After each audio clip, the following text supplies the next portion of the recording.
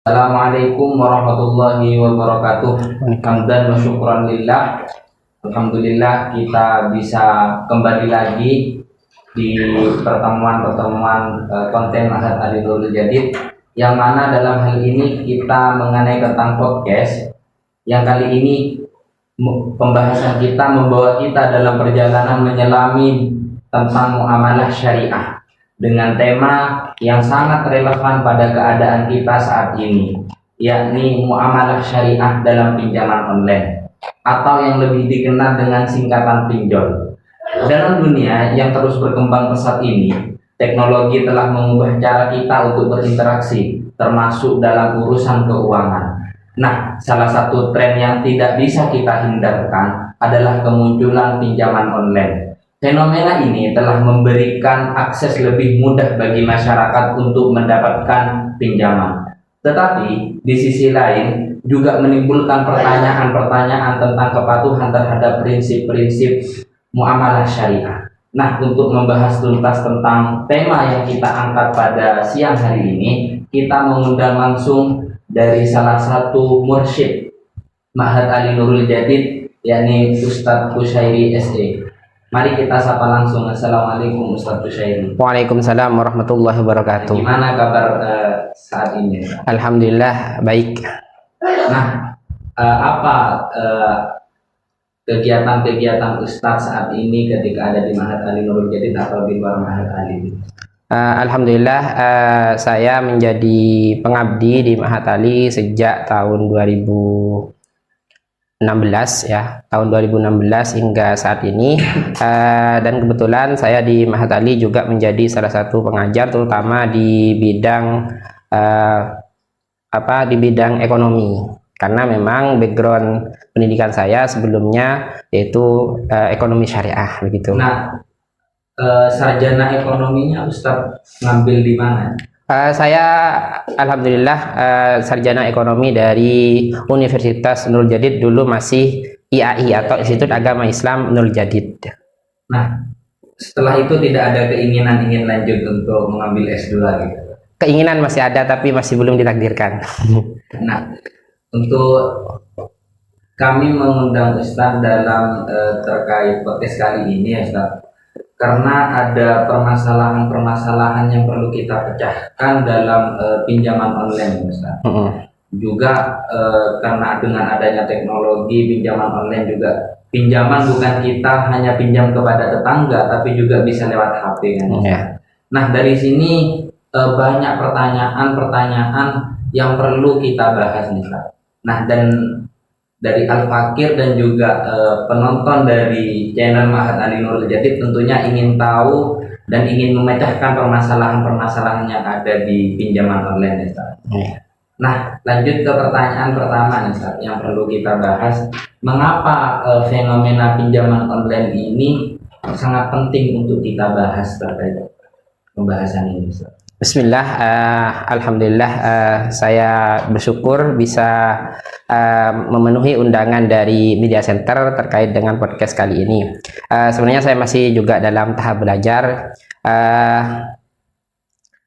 terkait dengan pinjaman online. Memang di sini sejak adanya internet, sejak adanya revolusi internet dan teknologi, kemudahan-kemudahan kemudian dihadirkan dalam hal itu. Yang awalnya minjam itu dengan face to face, yaitu langsung ke perorangan, sekarang sudah beralih kepada sistem gitu, sistem.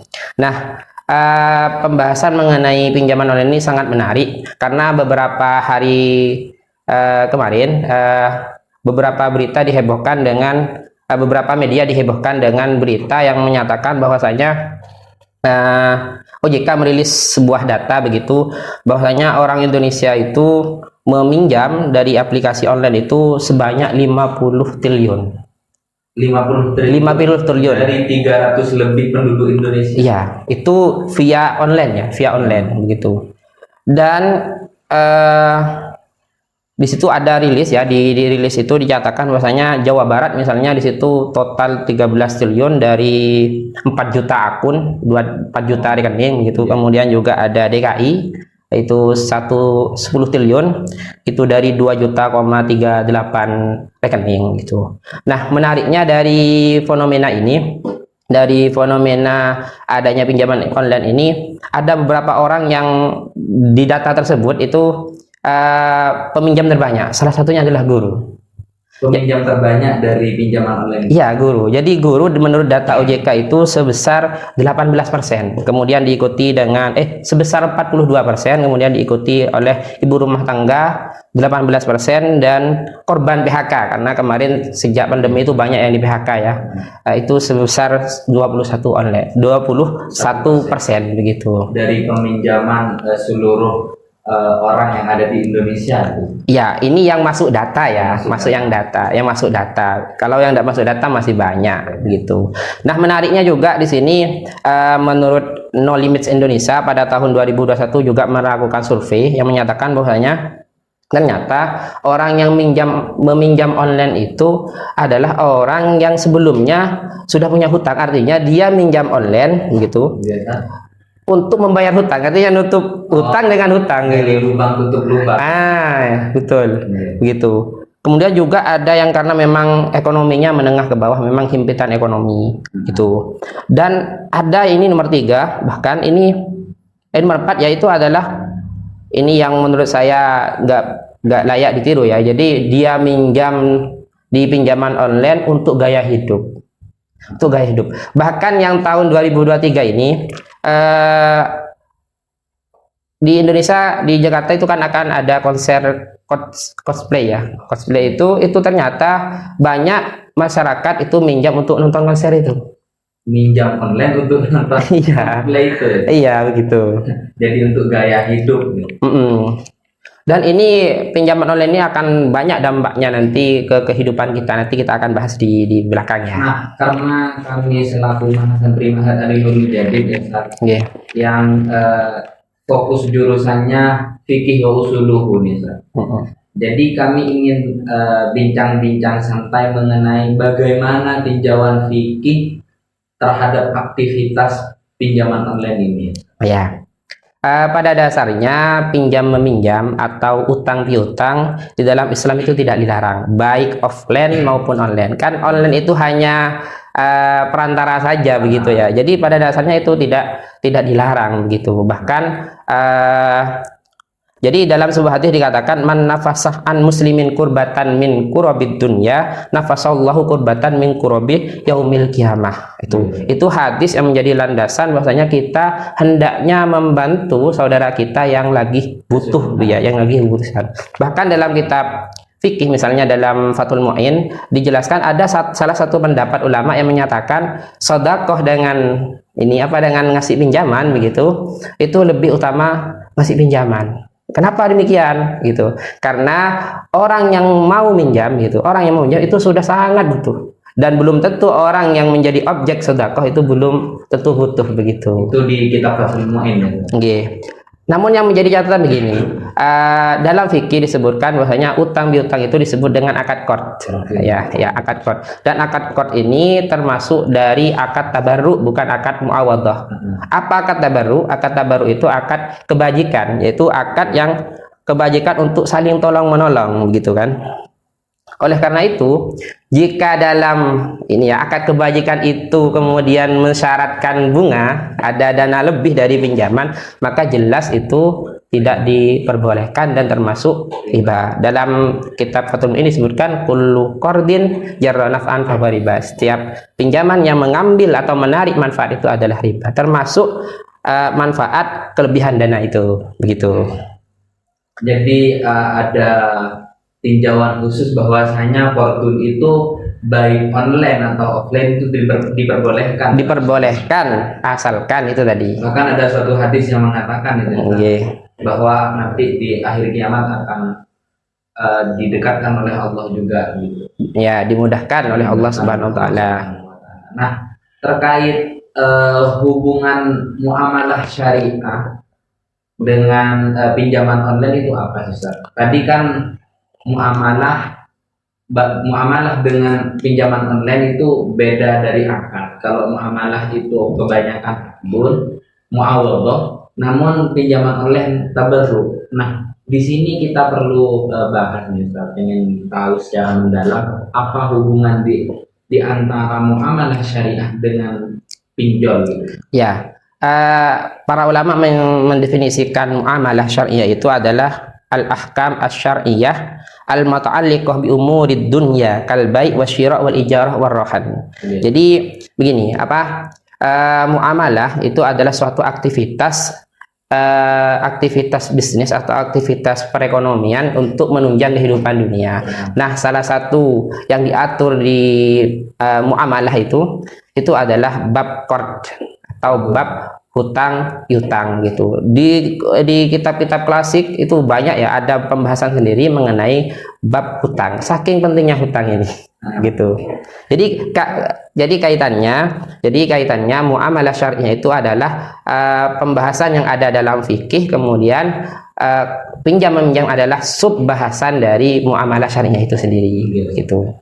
Nah, terkait Ustaz, ketika kita meminjam suatu hal kecuali kepada teman kita ya Ustaz, yang mana teman kita ketika kita minjam uang ke teman kita itu tidak ada embel-embelnya gitu.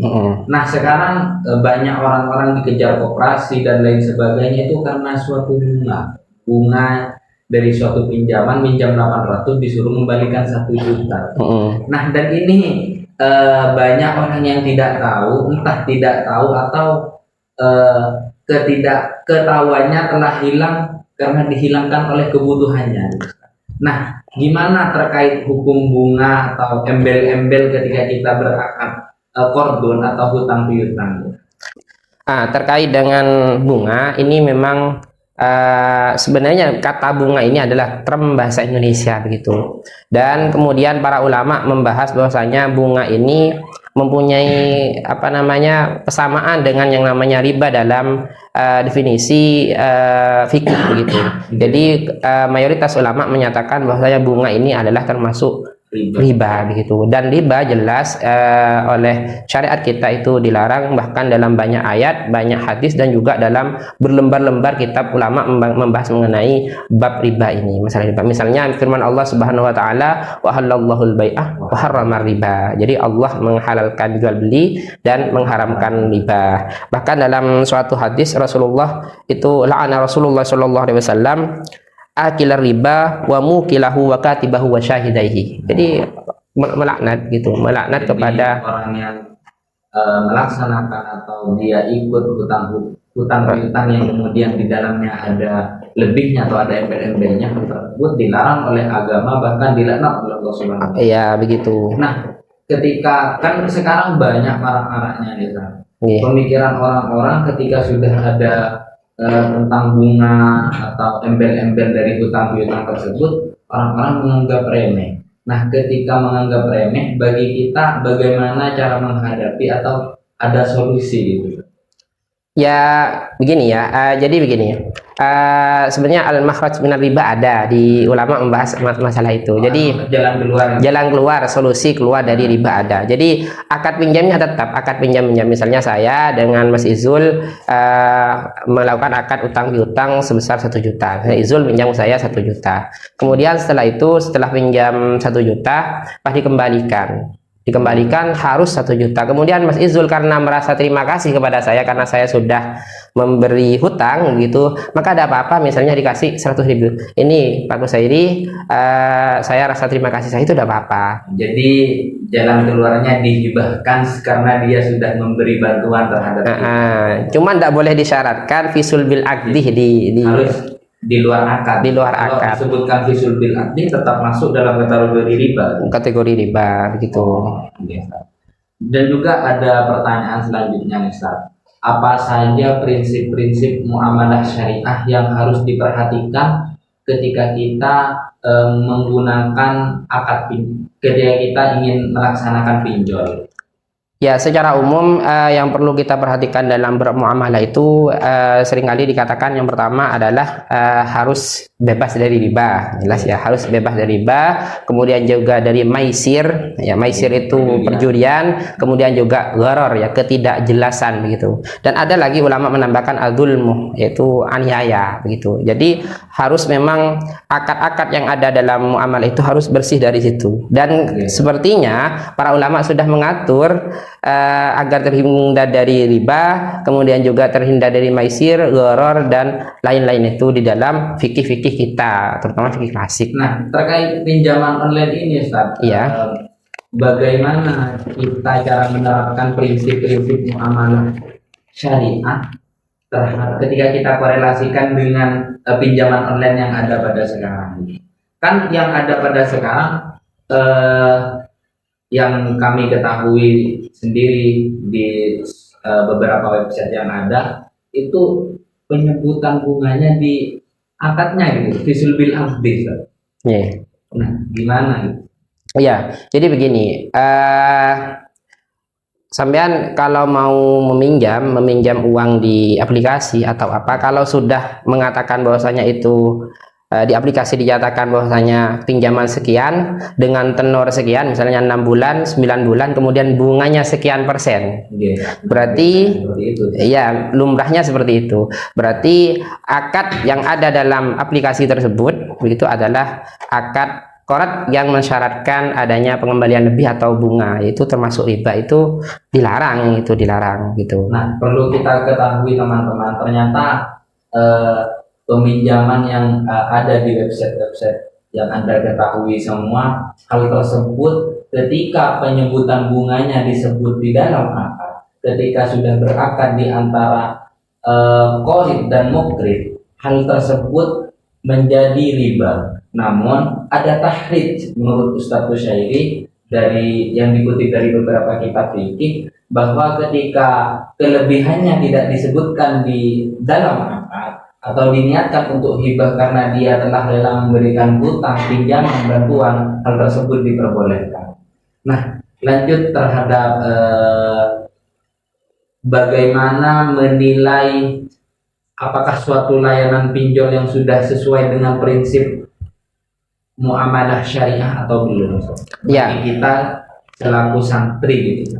Ya, yang pertama begini, yang tadi yang disampaikan bahwasanya kalau misalnya persyaratan bunga atau persyaratan kelebihan itu tidak dinyatakan di visul bil akdi, itu boleh, dan itu pasti tidak mungkin terjadi di aplikasi online. Tidak mungkin, kecuali akadnya bukan akad korat, kecuali menggunakan akad-akad lain, misalnya akad musyarakah atau wakalah bil ujrah atau mudharabah. Mungkin itu nanti pihak peminjam gitu atau pihak pendana, kita istilahkan pendana, itu mengambil hasil. Karena kalau mudharabah, musyarakah, wakalah bil ujrah itu bukan akad tabarru tapi akad muawadhah, atau akad yang sebutnya kalau di ekonomi syariah akad tijarah, akad yang mana untuk memperoleh hasil. Nah, terkait dengan untuk menilai ya, itu diperbolehkan Ustaz, menggunakan akad tijarah, wakalah bil ujrah dan lain sebagainya.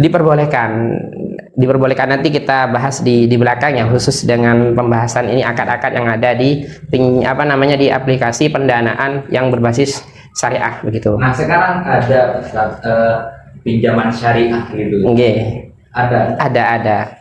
Jadi istilahnya begini, istilahnya bukan pinjaman syariah, tapi istilahnya itu adalah diistilahkan dengan namanya fintech syariah. Fintech syariah itu singkatan dari financial teknologi.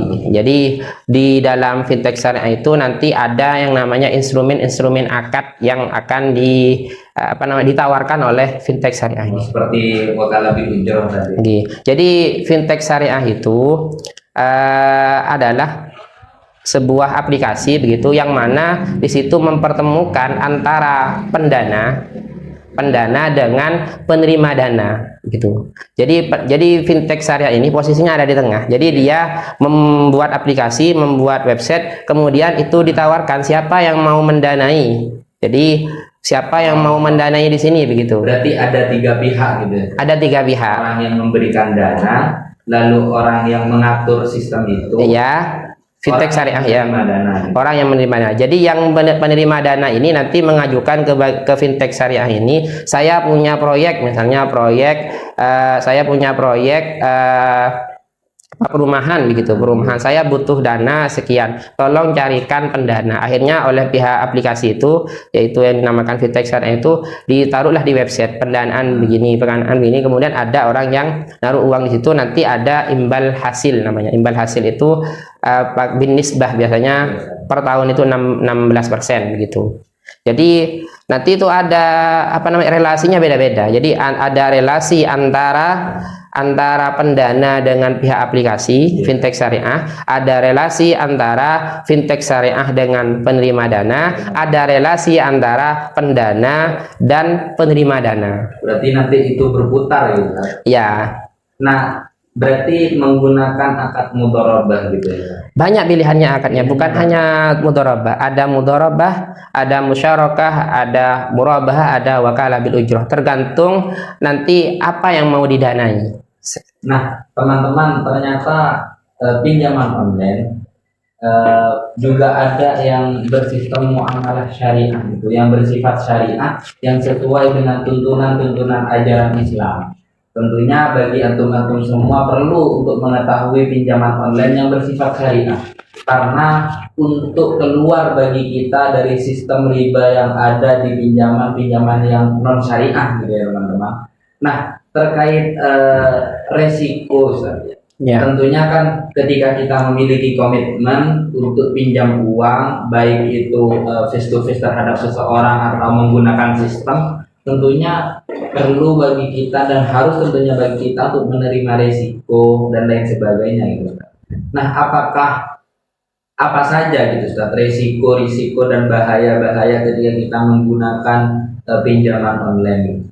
Ya, ini terkait dengan risiko pinjaman online, ini sangat banyak.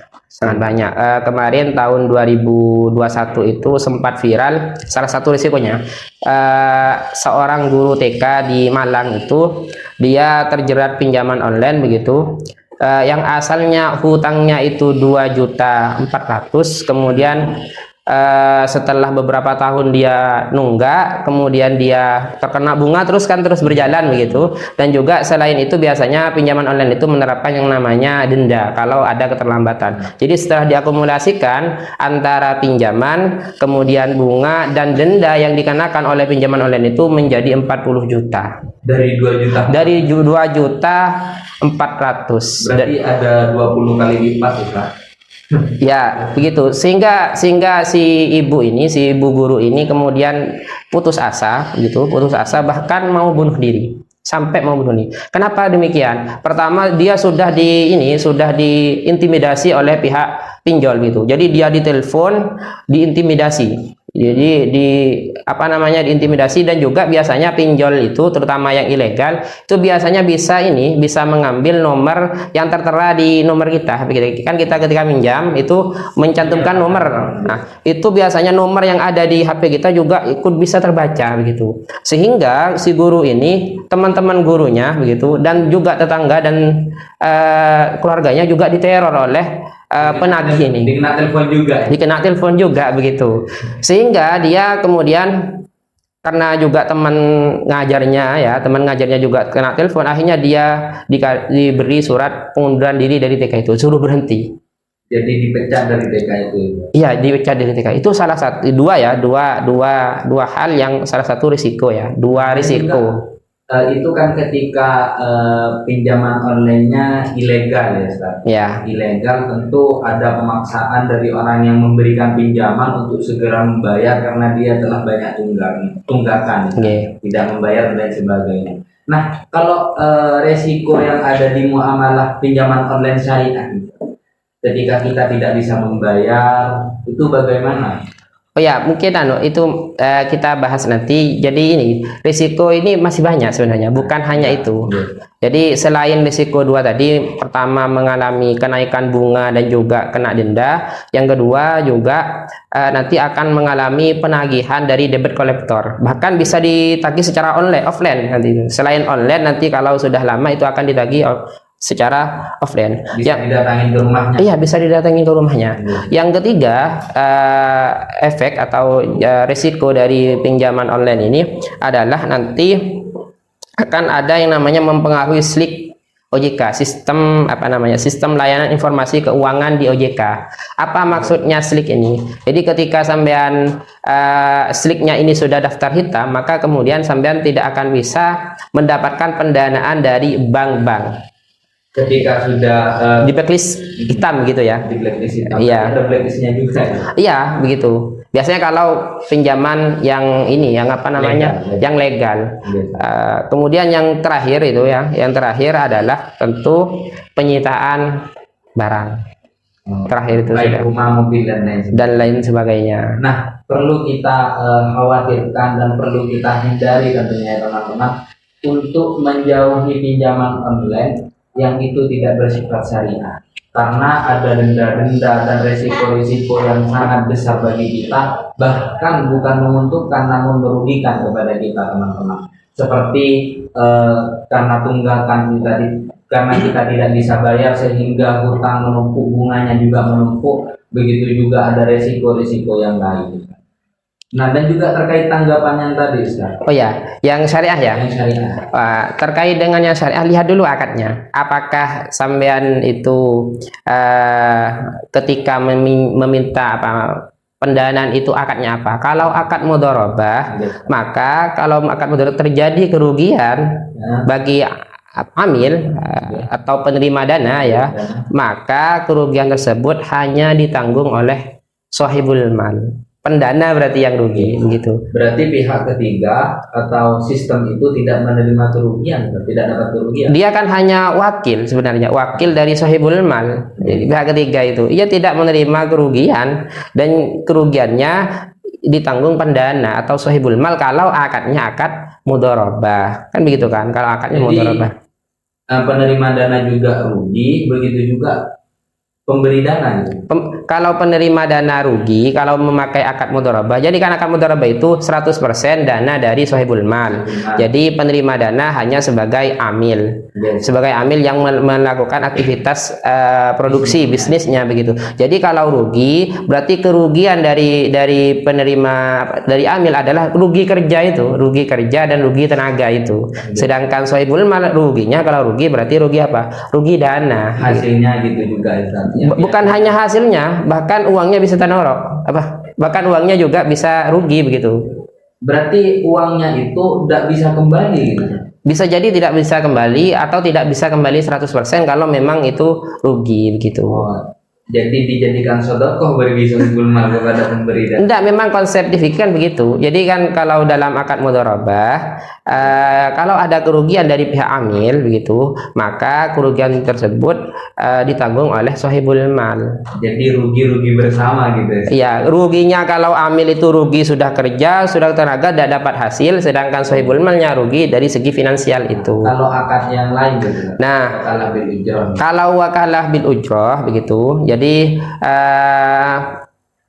kalau wakalah bil ujrah begitu, biasanya wakalah bil ujrah itu dari pihak jadi wakalah bil ujrah ini tidak berdiri sendiri sebenarnya. Jadi akad wakalah bil ujrah ini biasanya disandingkan dengan akad musyarakah. Jadi akad musyarakah kemudian syariknya itu adalah pendana, syarik yang lain adalah penerima dana. Sedangkan fintech syariahnya itu adalah wakil dari syarik pertama itu tadi. Jadi itu nanti si fintech syariah ini akan mendapatkan ujroh dari wakalah ini. Cuman begini, biasanya dalam fintech syariah itu ada yang namanya mitigasi risiko.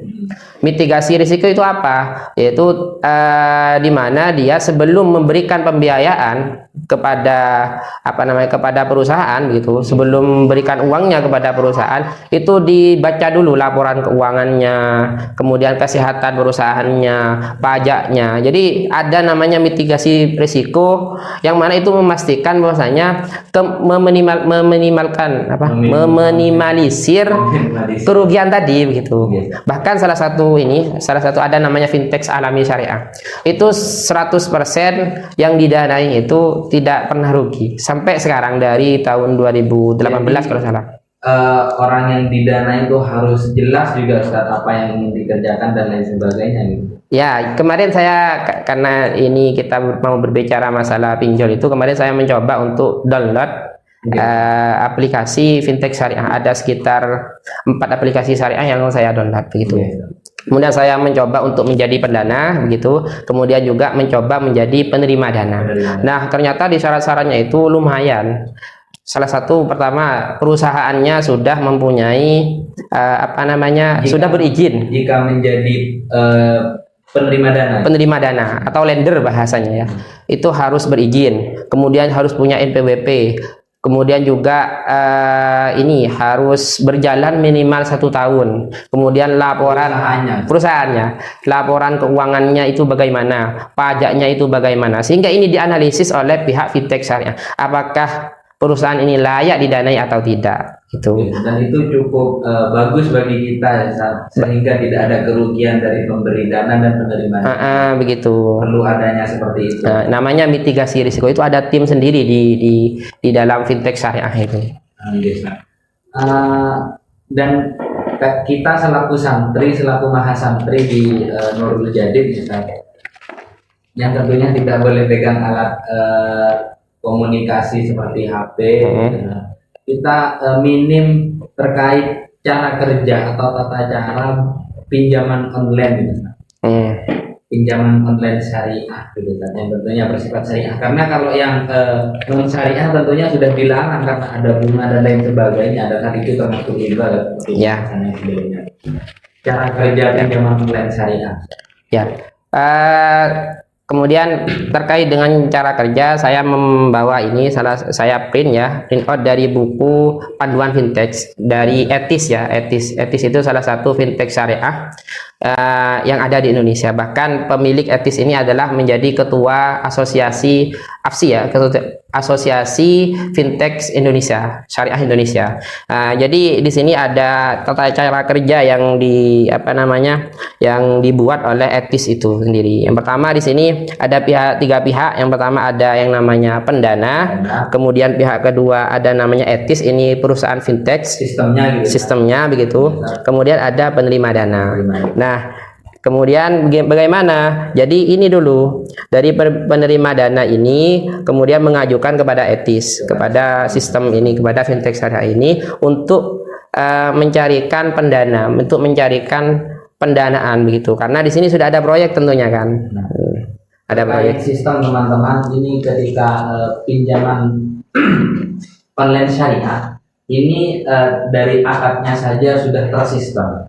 Yang pertama menggunakan akad-akad yang tentunya diperbolehkan di dalam Islam, sehingga kita terhindar dari akad-akad yang di dalamnya mengandung riba. Nah, terkait pinjaman online atau cara kerja tadi ada 3 pihak. Yang pertama pendana, yang kedua penengah atau sistem, dan yang ketiga orang yang menerima dana. Itu cara pertama. Mungkin bisa dilanjutkan. Ya. Jadi di cara yang pertama ini saya jelaskan dulu. Jadi di sini dikatakan pendana menyalurkan dana kepada penerima dana melalui Etis.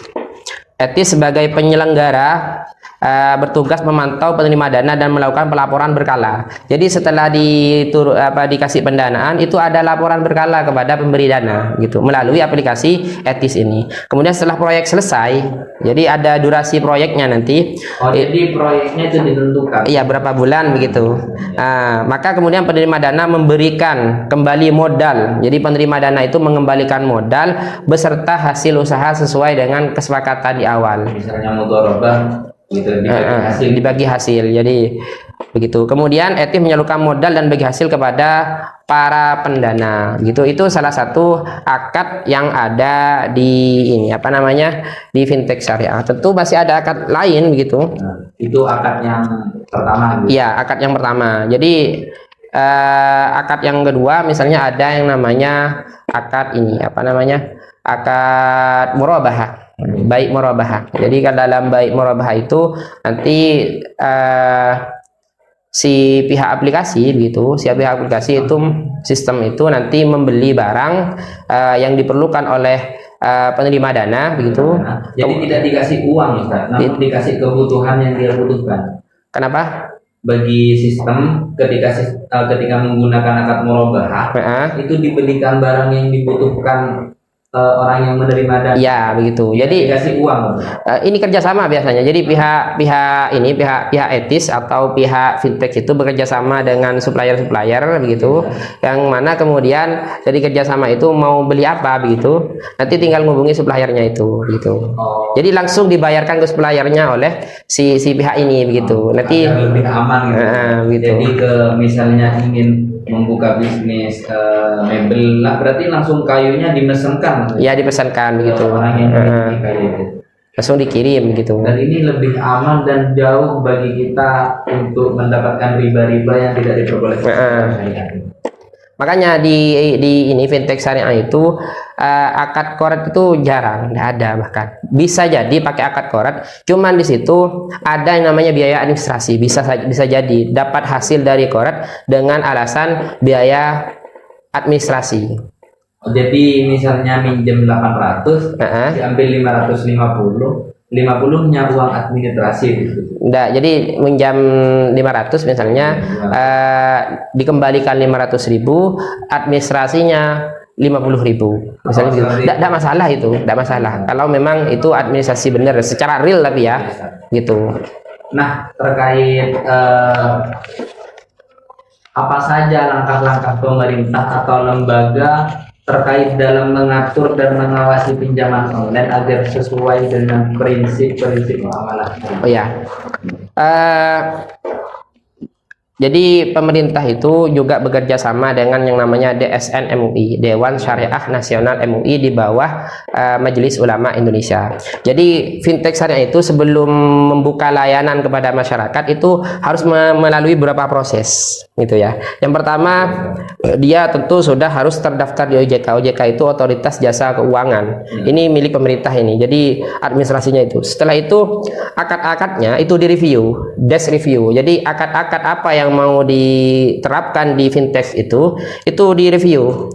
Direview itu maksudnya disesuaikan dengan yang ada di Islam gitu ya. Disesuaikan dengan fatwa MUI ya, fatwa DSN MUI sesuai dengan aturan-aturan yang ada di Islam. Kalau tidak sesuai, itu dikembalikan, suruh direvisi begitu. Karena nanti terkaitnya bisa ke riba dan lain-lain. Iya betul. Setelah itu, setelah di desk review, nanti ada dipresentasikan. Jadi akad-akad itu setelah direview nanti dipresentasikan oleh pembuat aplikasi. Artinya jalannya akad itu gimana? Ya, dipresentasikan di depan DSN MUI gitu. Setelah itu baru kemudian dirasa cocok sesuai semua, baru kemudian DSN MUI itu mengeluarkan yang namanya rekomendasi Dewan Pengawas Syariah. Nah, tidak berhenti di situ saja. Jadi selain melalui proses ini, itu di fintech syariah itu diwajibkan adanya yang namanya syariah compliance atau pengawas syariah secara internal di perusahaan itu, yang menjamin bagaimana berjalannya bisnis yang ada di fintech itu sesuai dengan syariah begitu, tidak melenceng lah begitu. Nah, perlu bagi teman-teman selaku orang Islam ya, tentunya di dalam Islam tersendiri, bahkan di pemuda-pemuda Islam sudah mulai membuka aplikasi-aplikasi yang bersifat dan tentunya bagi teman-teman Muslim harus mengikuti tata cara yang sudah ditentukan oleh Islam, akad-akad yang juga dilegalkan oleh Islam. Jangan mengikuti akad-akad yang itu melenceng dari Islam seperti pinjaman-pinjaman yang ada bunganya, teman-teman. Dan hal itu sesuai yang ada di hadis yang telah disebutkan oleh Ustadz Usyairi, bahwa hal itu merupakan hal yang dilaknat oleh Allah. Bahkan di dalam Al-Quran, ahallallahu al-bai'ah wa harramar riba. Allah menghalalkan terhadap bai' dan mengharamkan terhadap riba. Benar, Ustaz? Ya. Ya, saya mau menambah satu ya. Jadi terkait dengan bisnis fintech syariah ini, MUI pada tahun 2018 itu sudah mengeluarkan fatwa MUI tahun 2018 nomor 117 itu tentang layanan pembiayaan berbasis teknologi berdasarkan prinsip syariah. Jadi memang sudah ada panduannya, ada fatwanya di MUI pusat begitu, di SN. Jadi tidak usah jauh-jauh kita mengambil sistem yang itu keluar dari Islam ya. Ya, karena begitu. Islam sendiri sudah diwadahi gitu. Diwadahi begitu. Nah, perlu bagi kita bagaimana cara mengatasi kesulitan keuangan bagi kita ya, tanpa harus bergantung kepada pinjaman online yang tidak sesuai dengan muamalah syariah. Ya, berarti Kalau yang muamalah syariah sudah diperbolehkan kan, seperti menggunakan akad murabahah tadi, wakalah bil ujroh, kemudian mudharabah dan lain sebagainya, itu kan aman-aman saja. Nah, ketika pinjaman online yang tidak sesuai dengan muamalah syariah, bagaimana? oh ya, sebelum menjawab itu, jadi tidak menutup kemungkinan ya, meskipun ada yang berlabel fintech syariah, tidak menutup kemungkinan kemudian ada fintech syariah yang hanya labelnya syariah, itu tidak menutup kemungkinan. Kok bisa Ustaz? Karena kan dari keterangan sebelumnya sudah ada presentasi dan lain sebagainya terkait izin gitu kan? Iya, kan bisa jadi begini, bisa jadi namanya human error. Human error itu secara sistem sudah bagus, cuman yang menjalankan di dalamnya yang entah ada paham atau bagaimana, itu bisa jadi begitu. Bisa jadi begitu. Jadi bisa jadi yang dilaporkan kemudian kemudian sudah sesuai syariat, ternyata di prakteknya ada melenceng gitu. Nah, dan ini perlu dihati-hatikan. Iya, makanya kemudian perlu yang namanya tadi itu DSN MUI itu, dan juga syariah compliance. Jadi syariah compliance yang mengontrol di dalamnya itu memang disyaratkan. Makanya untuk memastikan bahwasanya fintech itu syariah harus minimal dua menurut saya. Yang pertama harus resmi, karena banyak fintech yang tidak resmi begitu. Jadi kemarin itu Menkominfo itu memblokir sebanyak 5.000 fintech ilegal. Bukannya syariah ini ya, yang umum ya begitu. Ya, termasuk di syariah kemungkinan juga, cuman saya tidak bisa memastikan, kemungkinan juga akan ada yang tidak resmi. Jadi yang resmi dapat izin dari OJK, Otoritas Jasa Keuangan, dan juga harus mendapatkan label halal atau label syariah dari DSN MUI gitu. Ya, terkait ini pertanyaan terakhir ya, Ustaz. Iya. Bagaimana cara mengatasi kesulitan keuangan? Ini sulit ini kalau ini. Jadi kan begini, kesulitan keuangan itu kan berasal dari yang namanya kebutuhan tidak cukup, pemasukan tidak sesuai dengan kebutuhan yang kita butuh, yang dikeluarkan gitu. Maka salah satu caranya ya harus disesuaikan dengan pemasukannya. Artinya kalau memang pemasukannya dalam 1 bulan itu hanya 1 juta, maka uang tersebut harus di-manage bagaimana kemudian bisa menghidupi 1 bulan begitu. Untuk dapat mengelola uang itu. Iya, jadi yang terpenting adalah pengelolaan uang itu sendiri. Kemudian kalau sudah tahu bahwasanya pemasukannya kurang, jadi kebutuhannya 1.500.000, pemasukannya cuma 1 juta, maka harus ada